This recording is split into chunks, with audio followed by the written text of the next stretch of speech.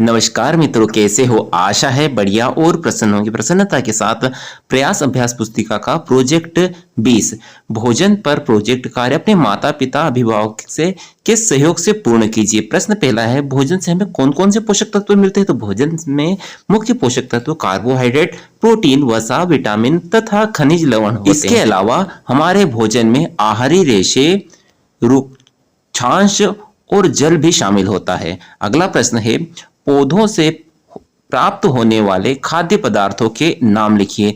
तो पेड़ पौधे यानी पादपों से हमें कई तरह के खाद्य सामग्रियां मिलती हैं, जैसे कि चावल, दाल, सब्जियां, फल आदि। गेहूं जिससे आटा तैयार होता है तथा आटे से रोटियां बनाई जाती है, हमें गेहूं के पौधे से प्राप्त होता है। धान के पौधों से हमें चावल प्राप्त होते हैं। चलिए अगला प्रश्न देख लेते हैं। अगला प्रश्न है, पोषक तत्वों की कमी से होने वाले रोगों की सारणी बनाना है। ठीक है, पोषक तत्व vitamin A, B, C, D और आयोडीन, इनसे कमी से कौन से रोग होते हैं? तो विटामिन ए की कमी से अंधापन, एनीमिया, इम्यूनिटी कमजोर होना, ये शिकायत आ सकती है। विटामिन बी की कमी से बेरी नामक रोग हो सकता है।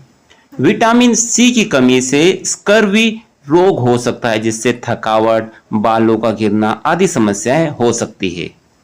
विटामिन डी की कमी से हड्डियां कमजोर हो जाती है और बच्चों में रिकेट्स नामक बीमारी भी हो सकती है, जिसमें हड्डियां मुड़ जाती है, मुलायम हो जाती है।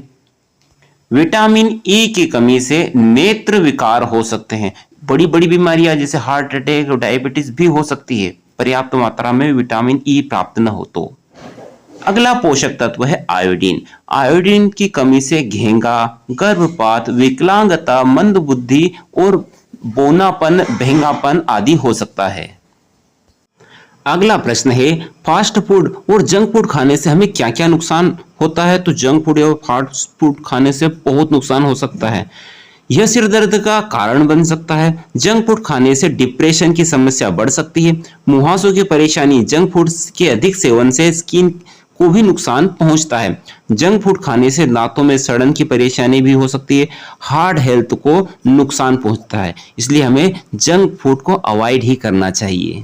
प्रश्न है, अंकुरित अनाज, रेशेदार फलों, सब्जियों एवं सलाद को प्रतिदिन खाने में शामिल करने से होने वाले लाभ को लिखिए। तो साहब, फास्ट फूड और जंक फूड से अच्छा भोजन यह है, तो यह करना चाहिए। इनसे बहुत सारा लाभ है। क्या क्या लाभ है, चलिए देखते हैं इनसे हमें क्या क्या लाभ होता है। खाते हैं आप अंकुरित अनाज? सलाद तो खाते होंगे, तो अंकुरित अनाज भी खाइए। अंकुरित अनाज में कई तरह के पोषक तत्व पाए जाते हैं। यह एंटीऑक्सीडेंट, विटामिन ए, बी, सी, ई से भरपूर होता है। एंटीऑक्सीडेंट की वजह से रोग प्रतिरोधक क्षमता बेहतर होती है। यही इसमें मौजूद लवण शरीर की दूसरी आवश्यकताओं को भी पूरा करते हैं। इसमें फास्फोरस, आयरन, कैल्शियम, जिंक और मैग्नीशियम जैसे प्रमुख लवण पाए जाते हैं, जो कि हेल्थ के लिए, स्वास्थ्य के लिए लाभदायक होते हैं। तो अंकुरित अनाज खाइए, सलाद प्रतिदिन खाइए, क्योंकि इनसे हमारे शरीर को लाभ प्राप्त होता है। आगे है एक सारणी। भोज्य पदार्थों के अवयवों के कार्यों के आधार पर प्रेक्षण सारणी को पूर्ण करना है। ठीक है, अधिक ऊर्जा प्रदान करने वाले कौन कौन से तत्व हैं जिनसे हमें अधिक ऊर्जा प्राप्त होती है? तो वे तत्व है वसा और कार्बोहाइड्रेट। इनसे हमें बहुत ऊर्जा प्राप्त होती है, इन्हें ऊर्जा वाले तत्व भी कहते हैं। अच्छा, यह वसा और कार्बोहाइड्रेट कौन से भोज्य पदार्थों में उपस्थित रहते हैं? तो यह शर्करा और स्टार्च और रेशे जैसे ब्रेड, दूध, बीन्स, आलू, शीतल पेय, मक्का आदि में शामिल होते हैं। इनसे हमें ऊर्जा प्राप्त होती है। शरीर को निरोगी बनाने के लिए प्रोटीन, फैट, खनिज और विटामिन की आवश्यकता होती है। इनसे शरीर निरोगी बनता है। इसके लिए दूध के उत्पाद, अंडे, कलेजी, हरी पत्तेदार सब्जियां आदि शामिल करना चाहिए। अस्थि तथा दांतों का निर्माण करने के लिए क्या आवश्यकता? तो कैल्शियम, मैग्नीशियम और फास्फोरस आवश्यक है। यह मिलता है साबुत अनाज, केला, दूध में। शरीर की वृद्धि में आवश्यक कौन सा तत्व है? तो प्रोटीन है। यह दूध के उत्पाद, अंडा, बादाम आदि में प्राप्त होता है। यह सभी पोषक तत्व हमारे शरीर के लिए आवश्यक है। यह हमारे शरीर की वृद्धि के लिए आवश्यक है, शरीर को निरोगी बनाने के लिए आवश्यक है और बीमारियों से लड़ने के लिए, रोग प्रतिरोधक क्षमता बढ़ाने के लिए भी आवश्यक है।